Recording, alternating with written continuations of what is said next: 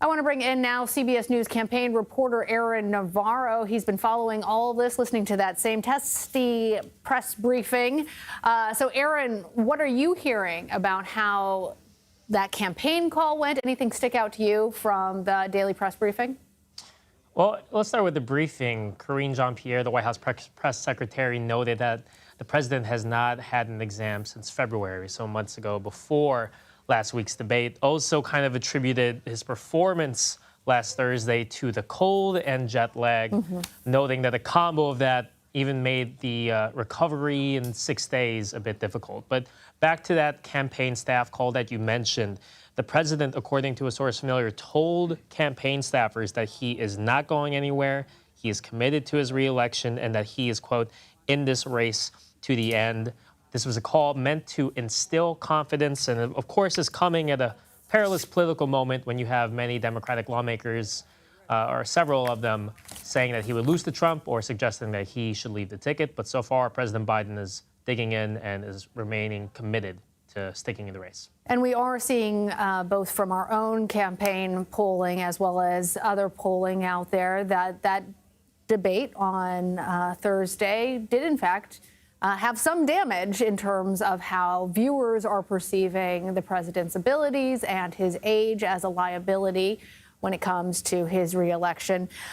We heard Arwija Jang asking the press secretary, Karine Jean-Pierre, is there anything that would change his mind?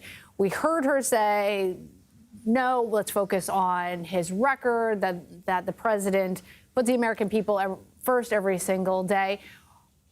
Does she have to say that? Are there other conversations that are actually happening behind the scenes, Aaron? Well, in terms of President Biden and his campaign, and what I've heard from them is they're repeating that he's digging in and remaining committed to the race. But of course, external factors could come into play here.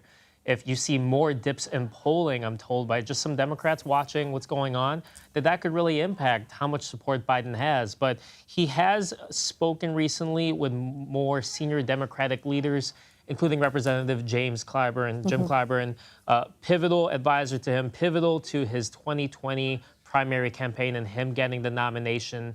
And you're going to see him, of course, talk to Democratic governors today. So he is at least making those contacts with Democratic allies that, frankly, have been worried and concerned and want the president to do more to reassure the American people that he can continue to do his job. But if you look at the polling, and we'll see what happens with donors, that could also play a role into his future politically. Yeah, and I'm wondering your take on that extensive press briefing that we heard. We heard among the questions why the president wasn't there in front of reporters trying to reassure them, instead sending press secretary Karine Jean-Pierre to answer all these tough questions. We also heard that question about the president taking naps. We didn't get an answer on that. We heard questions about, since he was feeling fatigued because of jet lag, which some reporters questioned because that was 12 days earlier, they said, and having the combination with this cold, but still not being checked out by any physician since February.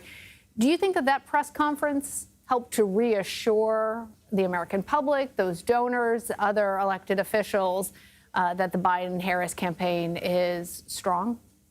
Well, I think it's reassuring that they are on message and have the same answer. As you saw yesterday, Karine Jean-Pierre said it was because of the cold, and then the president mentioned at the fundraiser later that it was because of jet lag. But we'll see really tomorrow and not tomorrow, but Friday and this Sunday when President Biden himself is in front of the crowd, in front of cameras during campaign events in Wisconsin and Pennsylvania. All right. We know some of those Democratic governors that he's going to be meeting with there at the White House are also some of those potential names that are circulating as potential successors. Aaron Navarro there for us in Washington. Thank you. Take care.